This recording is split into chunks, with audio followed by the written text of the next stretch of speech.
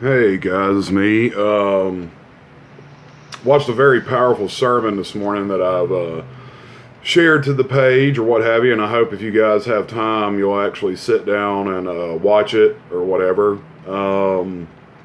Me myself, I don't know. I'm kind of in a weird place after watching it because there's some things I seldom talk about with people, but and that's only for the sake of like not being seen as a crazier person or whatever. First, I guess like it's only fair to prerequisite everything by saying that I am not a Christian. I don't identify as a Christian, but I am a spiritual and religious person in a degree of I shun definitions of what the power of the light and the power of darkness are. But in the same turn, I don't necessarily hate other faiths. The only thing I've ever hated about Christianity is the pimps and the predators inside of Christian faith that take from the people and use God as a weapon to manipulate and hurt people. A lot of actions and a lot of things in my life, people always question now. People always look at me and try to essentially put me in a box, put me in definitions, which I hate. I hate people piling on assumptions about me. I hate people who don't even know me, and I'm sure a lot of you can relate. A little bit about my path in the last 2 weeks. There was a moment where the holidays, it was like right around Thanksgiving, where the holidays and the life situation got to be a little bit too much. I kind of broke down and vented, and I made videos where I broke and I vented simply because it was things happening that I could not explain and I could not quantify. There was things that were happening to me that I really didn't understand, and there was, a specific video talking about a specific night where I went to a church, and just so happened the church doors were unlocked. And it was right up the road here. And I opened it up and I walked inside and I just sat down and let it all out. I told a friend of mine I had a meltdown, and she was like, what do you mean by meltdown? And I was like, I just fucking lost it. Meaning like I just started to cry and weep uncontrollably alone in this little church and let it all out. And ever since then, ever since that night, I've been kind of washed in a peace and a clarity that is a comfort that no matter what happens and no matter what, and little things have happened along the way that were kind of signs to me that I was on the right path. But things just kind of came together in a weird way, and I know that my actions in the past have been judged by people and scrutinized by people that I used to care for and used to know me. And I understand that because I didn't fit into the typical normal of what they expected everyone to do and conform to. And sometimes life doesn't work that way. Sometimes life, in circumstances, force you to make decisions and choices that you can't understand in the moment. My personal choice was just desperation, solitude, everything consuming me. And just me being completely unfulfilled and without answers every day of my life. It started with the retail organization I worked with for many years and developed many friendships and met a lot of beautiful people through there. But in the same turn, it was like I just walked away from my job because I just had this moment of clarity, like why the fuck am I here? And that kind of happened when I went into my suicidal path and the degradation of that, working for the other retail organization where I walked out of there and I was just ready to kill myself because it was just the grind of life had grinded me down so much, and living with the former girl that I used to date for years and having her psychologically manipulate and twist me and everything she could do because she's a predator, essentially just destroyed my mental state, spiritual state, and everything around me, and eroded it so much to where I was ready to die. Which is what life does to you, I guess. But regardless, that night, I just kind of laid a lot of things down that I've carried with me for a long time. And ever since then, I've felt a lot better. And I think I need to do that from now on.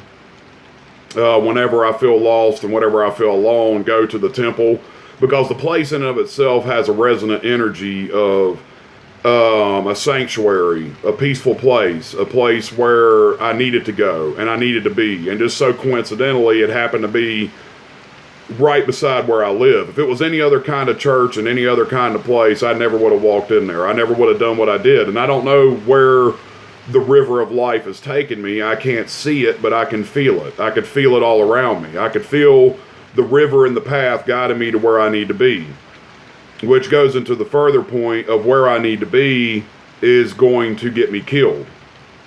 And that's just all there is to it. I know this in my heart of hearts, and I know that that's what's going to happen to me. When and where and how, I don't know. But I know that my abilities can serve mankind in a higher purpose that's higher than myself and grant me a legacy that will always be remembered. And that's what I necessarily don't want to do, because I don't like attention and I don't like praise.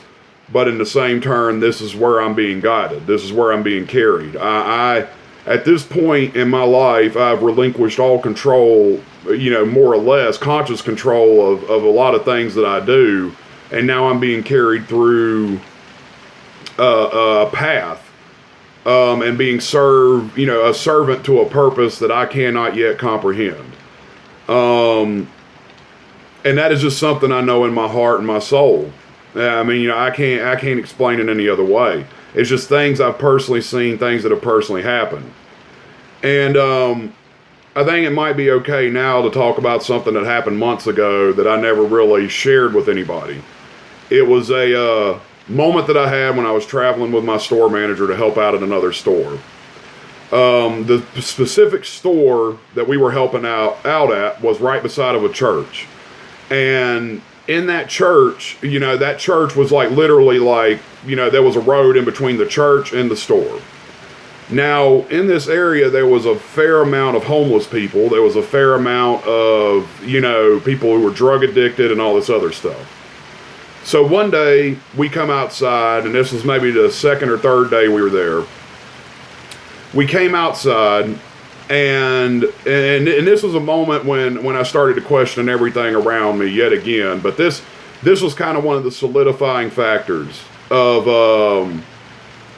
me going on the path and trusting my instinct more, and trusting the inner voice, the silent path, or the silent signs I have intuitively that I know now that are guiding me to where I need to be. So I go in, we come outside to smoke a cigarette. And speaking of smoking a cigarette, sorry about that.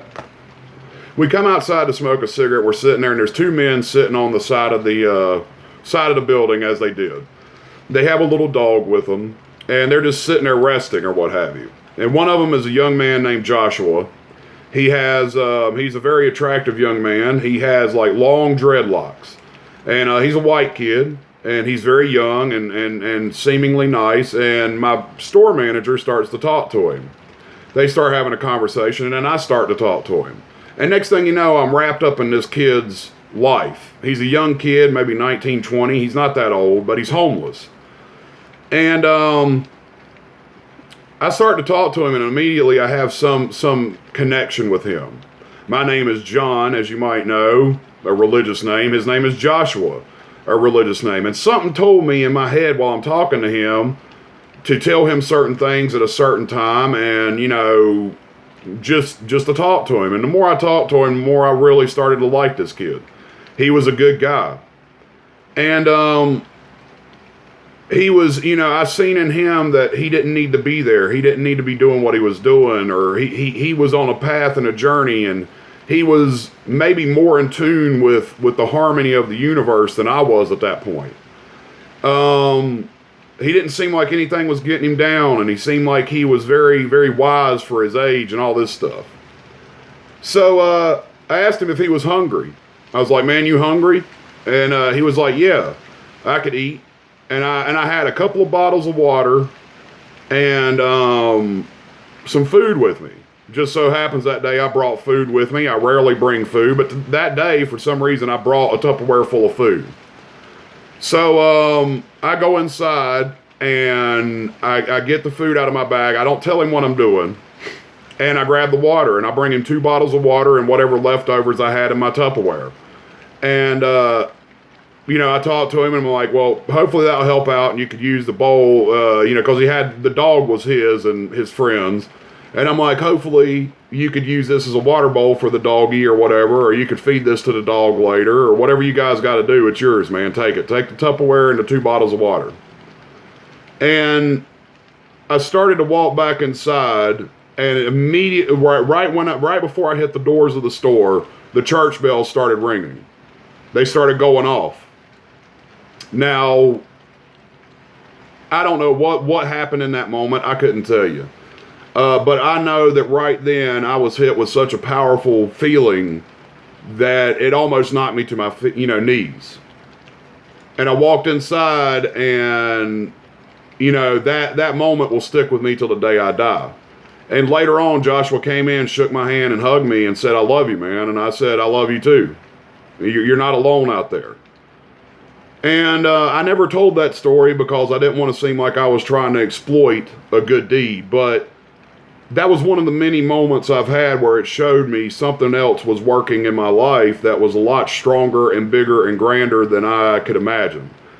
And that's why I trust now what I do to be the right thing at the right time in the right place to make me, take me to where I need to be. And I don't worry about things. I don't stress about things anymore. Because I know at the end of the day, no matter what happens to me, I'll land on my feet somehow or some way.